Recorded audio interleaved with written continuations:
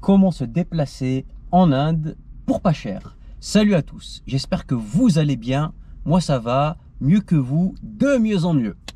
Alors la première étape, vous devez acheter une carte SIM locale. Alors vous avez le choix entre le réseau Airtel, Vodafone ou JIO. Voilà, vous devez obtenir un numéro indien et ça va vous ouvrir beaucoup de portes. Déjà, vous allez pouvoir vous inscrire dans les principales applications pour réserver un bus ou un train. Surtout l'application IRCTC. Voilà. Elle, c'est vraiment incontournable. Et puis même pour vos déplacements à pied, pour les itinéraires, rien de mieux qu'avoir une connexion Internet 24 heures sur 24, 7 jours sur 7 sur votre téléphone portable. Alors pour les longs et moyens trajets, il faut privilégier le train systématiquement. Et même pour les courts trajets, parfois le train, c'est vraiment la meilleure option en Inde. Pour cela, vous devez ouvrir un compte sur l'application IRCTC avec le numéro indien. Alors ça marche qu'avec les numéros indiens, vous ne pouvez pas l'ouvrir avec un autre type de numéro. Voilà. Et le fait de se... En fait, l'Inde est un pays continent. Et se déplacer en train, c'est vraiment le meilleur moyen pour profiter des paysages, pour gagner du temps. Et puis pour être en immersion totale avec la culture locale, rencontrer des Indiens, c'est vraiment le meilleur moyen. C'est le moyen le plus folklorique, le plus fun, le plus écologique. Voilà, rien à dire. Par exemple, pour faire Mumbai-Jodhpur, il faut compter 6 euros en sleeper, c'est-à-dire dans le wagon couchette.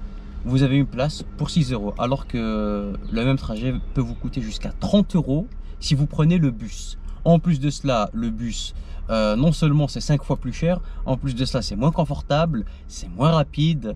Moi j'ai vraiment eu une très mauvaise expérience. Donc évitez au maximum. Et puis les arrêts de bus sont souvent excentrés, loin des centres-villes, alors que les arrêts de train sont vraiment...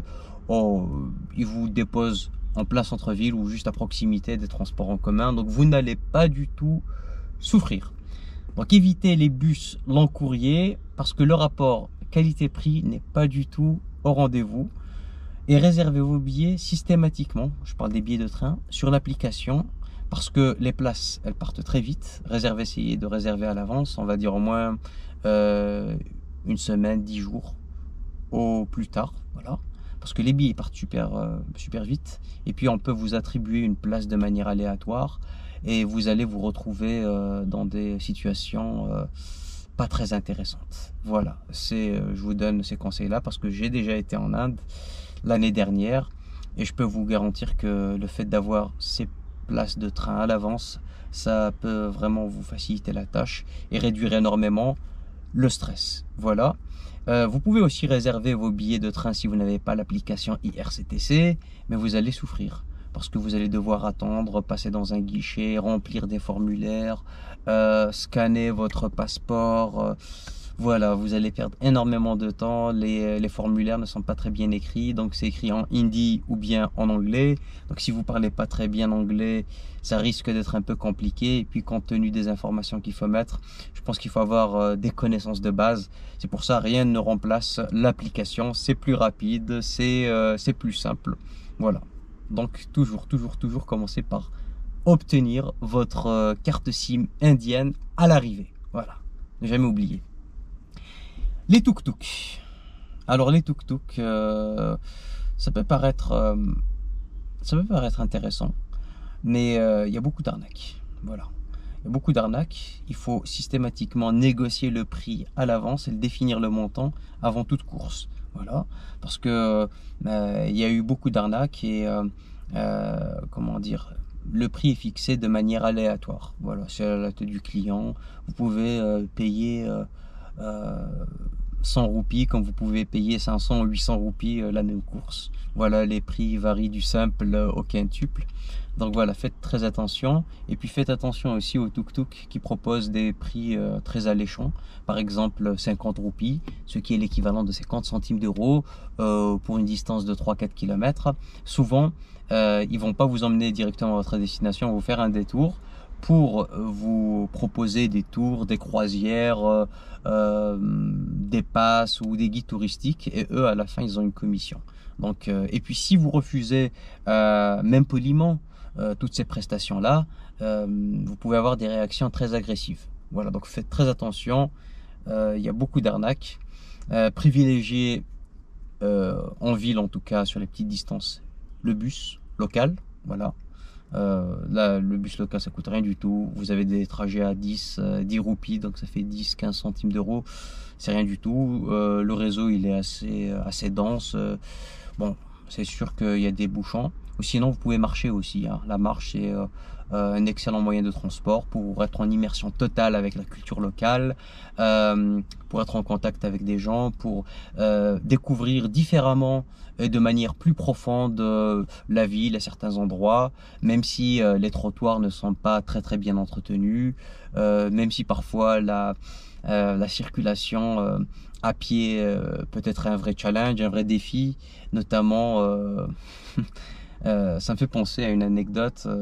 Une fois j'étais à Jaipur, la ville rose dans le Rajasthan, et je voulais me rendre à un temple ou à un musée, je me souviens plus. Sur Google, c'était indiqué qu'il y avait 1,5 km, et moi naïvement je me suis dit bon, 1,5 km c'est juste à côté. Et ben figurez-vous que j'ai mis presque 1 heure pour arriver à destination. Pourquoi? Parce que les trottoirs sont surchargés. Vous avez des chèvres, des vaches, des moutons parfois qui circulent, des motos, il y a des gens qui prennent des contresens, il y a une foule incroyable.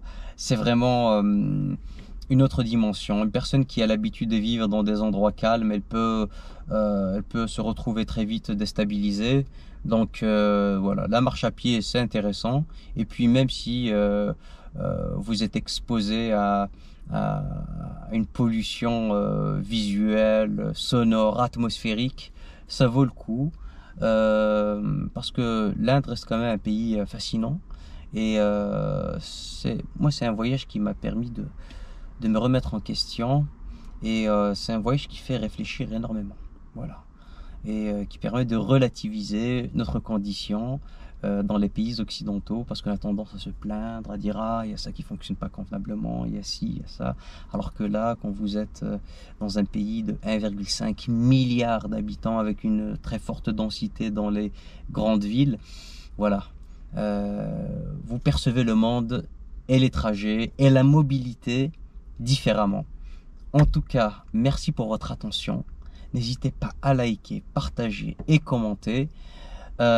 Si j'ai oublié quelque chose, n'hésitez pas à le dire. Juste, donc pour résumer, le meilleur moyen de transport en Inde sur les moyennes et les longues distances, ça reste le train. Voilà, c'est indétrônable. Sur les courtes distances en ville, le bus ou la marche à pied. Évitez systématiquement les tuk-tuk, sauf si le tarif a été négocié à l'avance. Voilà, et si vous vous mettez bien d'accord sur le tarif et sur la prestation. Et puis n'hésitez pas toujours à négocier. En tout cas, prenez soin de vous et à bientôt. Ciao!